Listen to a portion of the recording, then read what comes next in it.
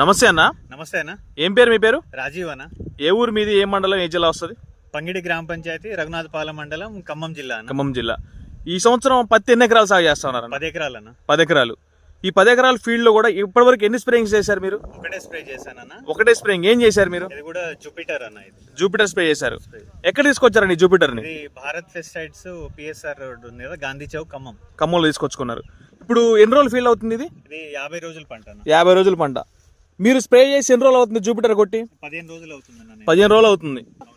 మీకు స్ప్రే చేయకముందు ప్రాబ్లం ఏంటి, కొట్టిన తర్వాత వచ్చే రిజల్ట్ ఏంటి? స్ప్రే చేయక ముందు అంటే ఇప్పుడు మనకు ప్రతి సంవత్సరం పత్తికి ఉన్నట్టే దోమ, పిండి నల్లి, ముడత ఇవన్నీ ఉన్నాయన్న. స్ప్రే చేయకముందు ఈ భారత్ పెస్టిసైడ్స్ కి వెళ్ళినప్పుడు అన్న వాళ్ళు సజెస్ట్ చేశారు, ఇది మందు బాగుంటది కొట్టండి అని అంటే తీసుకొచ్చి కొట్టాను అనమాట.